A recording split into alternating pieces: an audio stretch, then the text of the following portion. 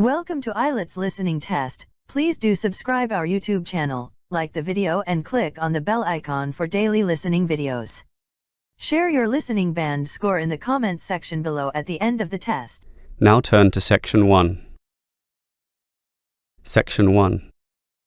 You will hear two students, Peter and Mary, planning their weekend. First, you have some time to look at questions 1 to 5.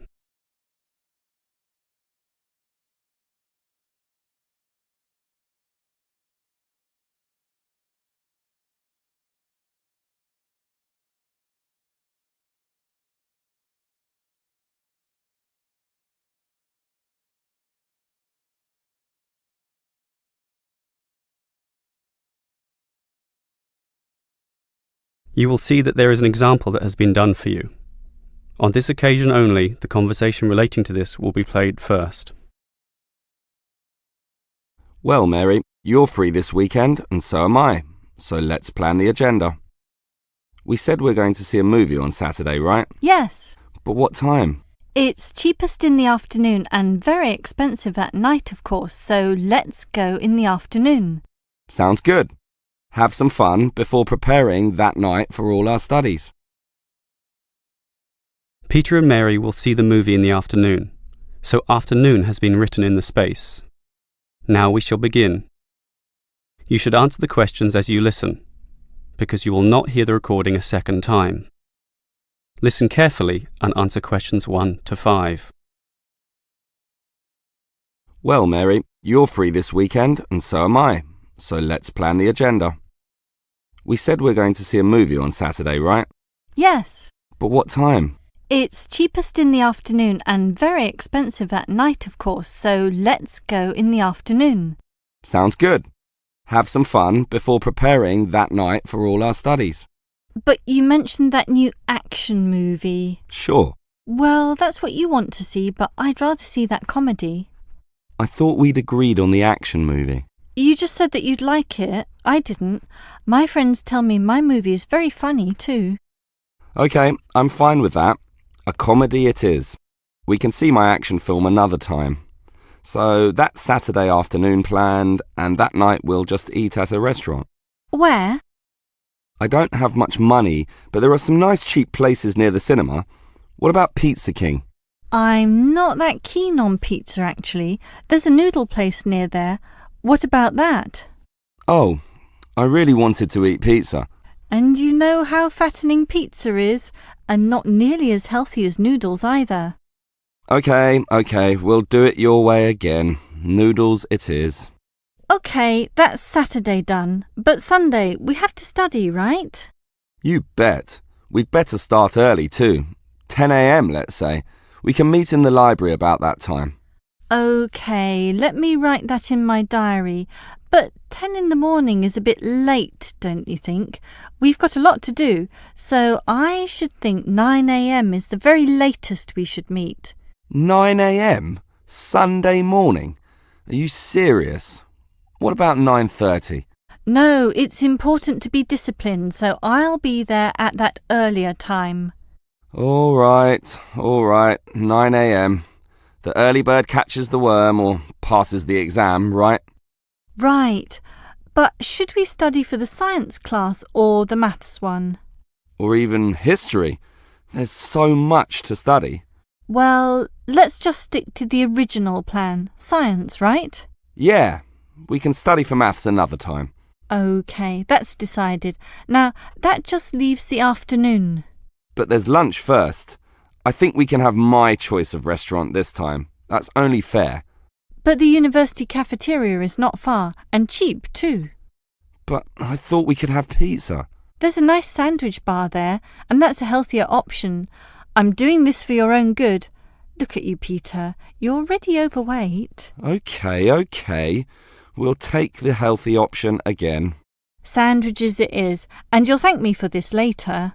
Yeah. Before you hear the rest of the conversation, you have some time to look at questions 6 to 10.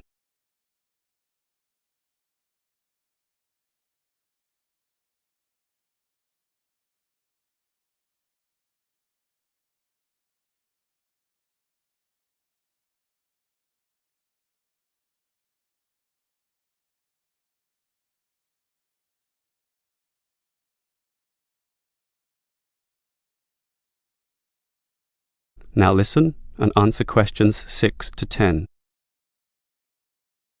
Well, Mary, I think we've planned our day well, but I've always wanted to ask you what you think of our course of study. I think it's good. Very good, in fact. So do I. Apart from some of the teachers. What do you mean? Well, our maths tutor, Mr. Vernon, is okay. Sure. But he doesn't seem to care much about the subject matter. But he knows his stuff. I think he's excellent. I'm surprised you don't think so too. He's satisfactory, as I said, but I'd just like him to care more or try a bit harder. But he's smart and explains things well. What more could you want? Just for him to have more passion about what he does. He could be more like, say, Mr. Harrison.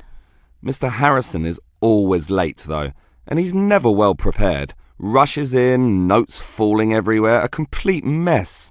But it's his attitude that matters. Mr. Harrison wants to help students. He has passion, and that's the most important thing. Yeah, a passion for disorganisation and presenting things in a very confusing way. That's why I like Miss Whitehead. She comes on time and presents everything very clearly with her PowerPoint displays. But she's also rather mechanical. She just clicks buttons and the PowerPoint shows another slide. Very clear slides, and she explains it clearly as well, and that's the most important thing. But she's not connecting much with the students. Ah, come on. Only the bad students are not paying attention. All the rest, those who really care, are listening, and the information is given clearly, concisely, and she knows her stuff. I don't deny that. I'm just saying that a truly good teacher needs a human connection with the students. Without that, teachers ultimately fail in their purposes, and thus she must be considered a failure. Phew, you are a tough one to please, I'll say that much. That is the end of section 1. You now have half a minute to check your answers.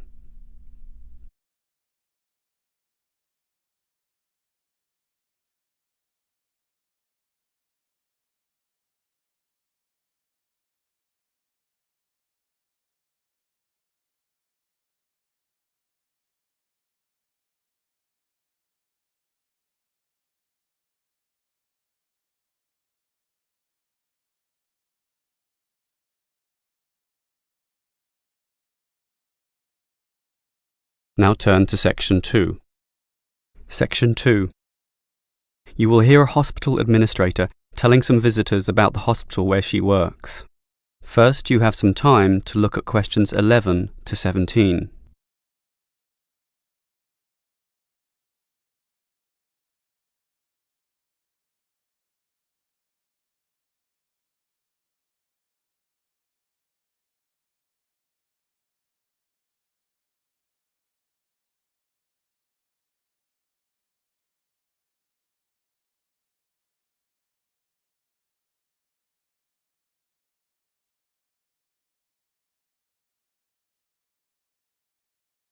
Now listen carefully and answer questions 11 to 17.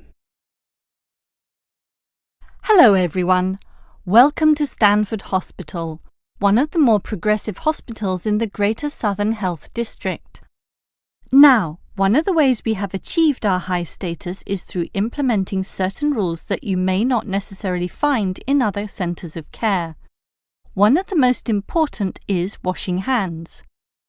Everyone who enters this hospital must wash their hands. We have signs indicating this and special sinks installed to allow visitors to follow this rule. Did you know that the majority of lethal viruses and bacteria are actually brought in by visitors? And sick people, of course, are very susceptible to such bugs. Thus, the washing hands rule is especially important in certain wards. These have the standard sink near the entrance door and also a bottle of disinfectant spray. So, in addition to washing your hands there, you are expected to spray them as well to kill any bugs that might remain. Annoying? Keep in mind that people have died from infections brought in by visitors, and newborn babies are particularly vulnerable in this respect. This is why the special care nursery definitely uses this system. Annoying? Not at all. merely a necessity for a responsible hospital, and every new mother will thank you for it. Now, and on this same theme, most hospitals allow an unlimited number of visitors, 4, 5, 6, but remember, any one of them could be carrying colds or other viruses. For this reason, at the Stanford Hospital, we limit visitor numbers to 3, and we are quite strict about this. Again, if you find it annoying, remember that it's for the good of all the patients, and it's what makes our hospital one of the best. To help keep control of this, all visitors must enter through the visitor gate, and there is a guard to tally up numbers and ensure that this rule is being followed. Now, the smoking policy. Most hospitals allow some sort of smoking somewhere on the premises, but here at Stanford, we believe that tolerating this habit at any time, in any place, is contrary to good health and the ethos of care. Consequently, we have a blanket ban. Smoking on the premises or immediate vicinity is banned completely. We are aware that such rules are often ignored, not only in hospitals but also in many public buildings. Well, we take this rule so seriously that we have undertaken preventative measures. Smoke detectors are in place. We have many video cameras installed, and if people break this rule, or any others, security will be alerted. But we're sure that won't happen once people understand that at Stanford, our goal is to be the very best hospital in the world. Before you hear the rest of the talk, you have some time to look at questions 18 to 20.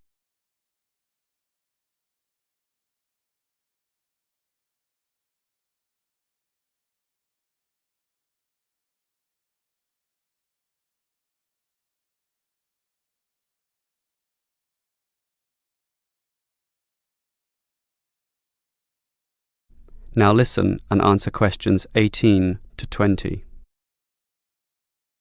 Now, after having given you all those Stanford Hospital rules today, let me move on to a brief history of the place. It first opened in 1955, when it was known as the Southern General Hospital. It ran under this name until the 1980s, after which it changed to the present name and was enlarged with the addition of 2 buildings, the Matheson Building and the Western Wing, although it was the second of these which first began operations in 1984, leaving the Matheson Building to open 1 year later, and other extensions such as the rear annex to appear only in recent times. The Matheson Building housed the maternity wards, while the Western Wing was for infectious diseases, and they still have those functions today. An interesting event was the fire which broke out just after the rear annex was constructed. It was found that some faulty wiring linked to the main transformer caused the fire, starting in the central building, spreading out to the medical library, Western Wing, and the pediatric section.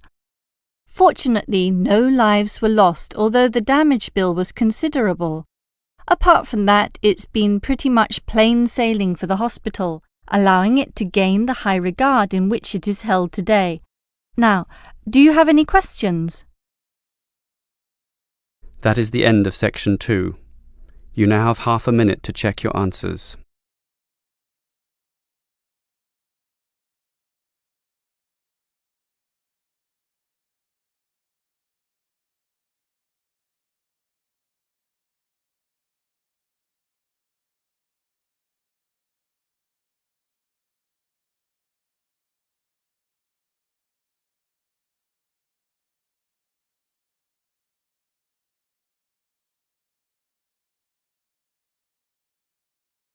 Now turn to section 3. Section 3. You will hear a student Eric talking to his lecturer, Mrs. Harris, about some study difficulties. First, you have some time to look at questions 21 to 25.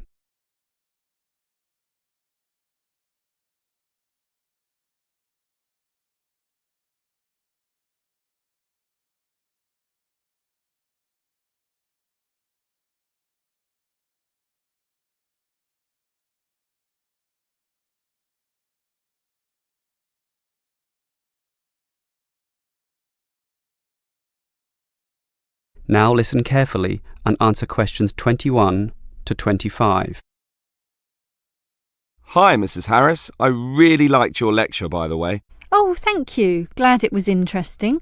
So, how can I help you? Well, why do you think I need help? You just don't look too happy. I admit I'm having some difficulties. About what? Oh, it's hard to say exactly. All the reading is quite a chore, but I'm handling it. What really wears me down are the assignments. The reading load is just part of the course, but sure, the assignments take more time, more effort. And you know how you have to use what you read in your assignments? That's right. That's the point of the readings. Well, the reading passages also seem, well... Boring? No, not boring, but it's hard to connect it all, to remember what the readings are about, if you know what I mean. Well, I'd advise you to write a small summary at the back of each reading text. Really? Absolutely. Basically, you don't want to be going through these texts again and again, and you'll need to refer to them often. So write a small summary, and when you revisit these texts, just read these. I'm not too sure how to write a summary, though. It's easy enough. The important thing is to check that you've written the main point and not just a list of details in order of their appearance. Details are not what matters, so again, don't make a list of these. That will just waste valuable time, and you're going to get very busy soon enough. Usually these articles argue a point, or otherwise have a certain purpose, so think all the time, what's the point and what's the purpose? OK, and just write that.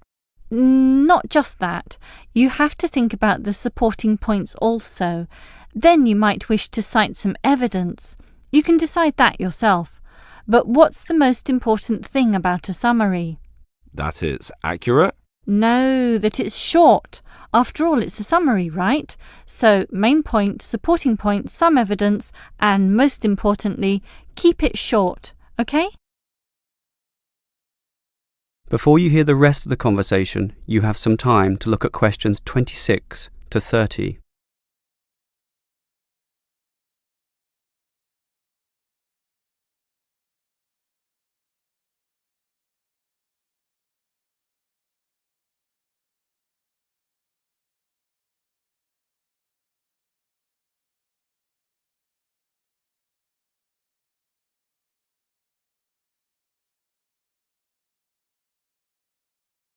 Now listen and answer questions 26 to 30.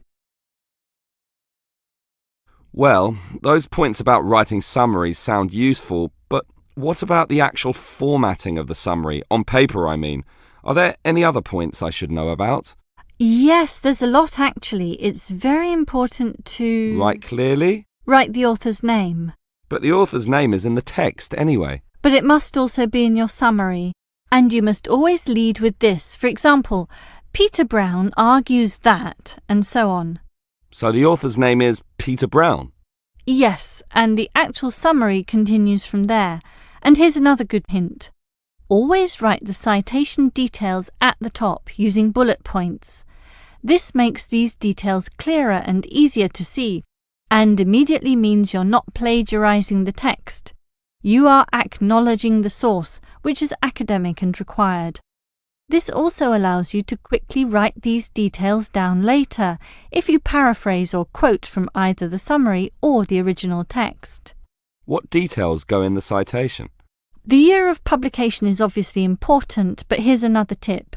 Make sure whatever you're reading is not more than 10 years old. Anything older than that is considered too dated, since business theory moves on fairly quickly. You can cite older texts, but only under special conditions. What are they? Well, if the text is a very well-known book, a classic of its kind, but then you have to indicate that in your writing, acknowledge that the book is dated, but then give a justification about why you nevertheless felt the need to use it. I see. So you'll have a lot of summaries for all the texts, but with such clear formatting you'll be able to access information quickly. But make sure you store these pages in an order, of course, alphabetical. Based on the author's family names is the simplest method. or in order of date, chronological order? That's possible too, but I'd say alphabetical is always the best. My friends say chronological order has more advantages. Any system is fine, provided that it's logical and that you can follow it and quickly access your summaries at a later date. That is the end of section 3. You now have half a minute to check your answers.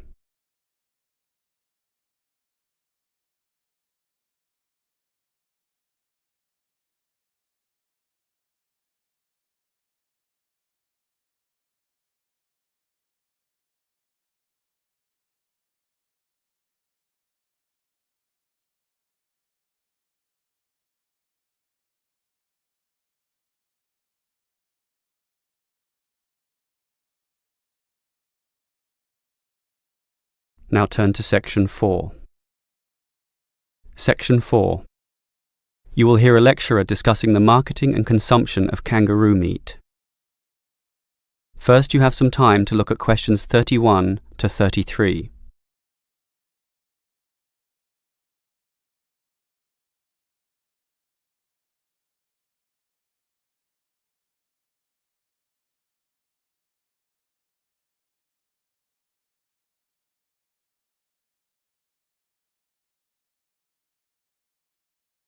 Now listen carefully and answer questions 31 to 33. When one thinks of Australia, one of the first images that comes to mind is of the kangaroo. This native marsupial is cute, unusual, and with the baby kangaroo, known as a joey, safely in its mother's pouch, it presents an enduring image often seen on Australian postcards and posters. Yet these animals breed prolifically and have been highly favoured by the widespread clearing of forest and bushland in the past to provide land for the traditional sheep and cattle industry. Ironically, kangaroos breed in such numbers, up to 50 million per year generally, that they have become pests. Consequently, for a long time now, there has been a yearly cull. In other words, their numbers are reduced with controlled and accurate shooting. And here we are talking of shooting millions of them. In the past, the carcasses were simply left out in the bush. Then later, some of the meat was used as cat food, and still is in fact. It is only in recent years that the meat has been used for human consumption, primarily for the overseas market, and one can see why. The meat is, by all accounts, leaner and tenderer than beef. It has a strong taste and minces easily, but it also has some more subtle advantages, and this is a topic I'd like to explore now. Before you hear the rest of the lecture, you have some time to look at questions 34 to 40.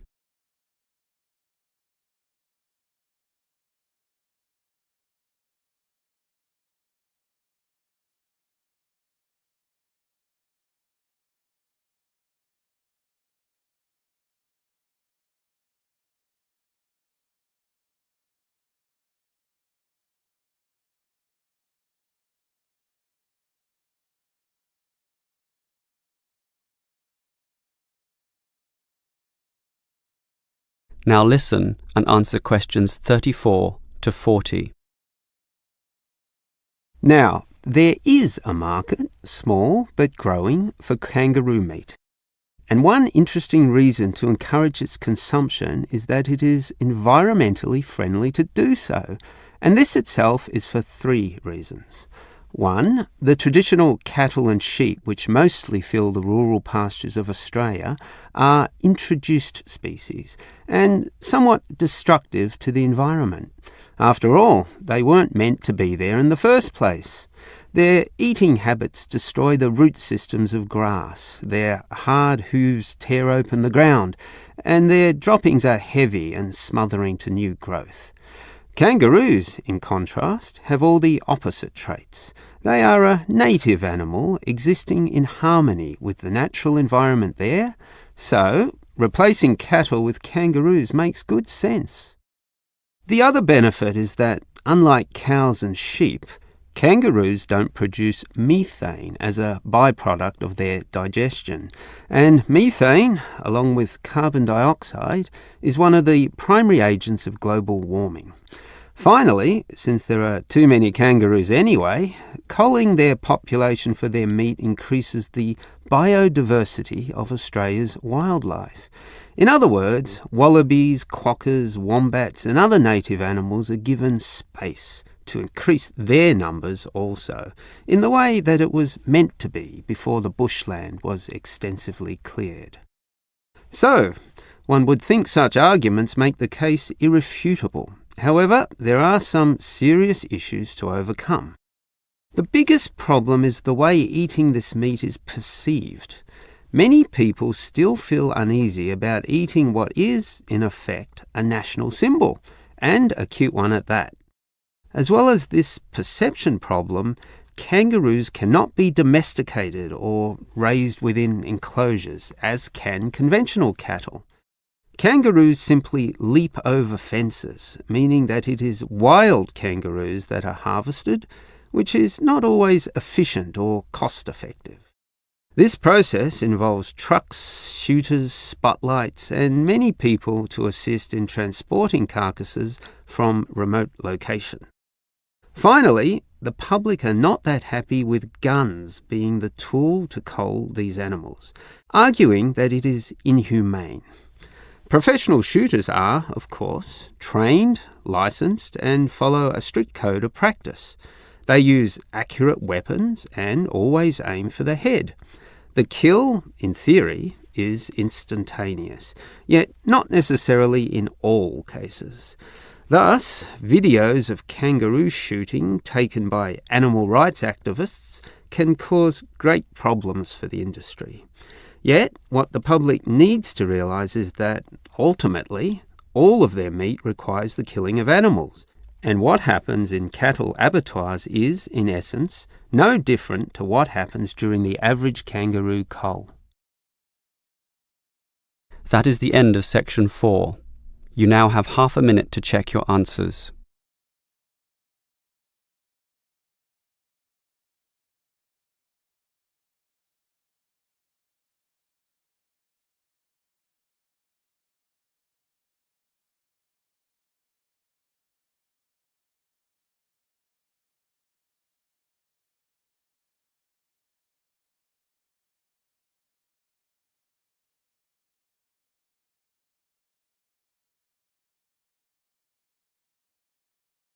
That is the end of the listening test.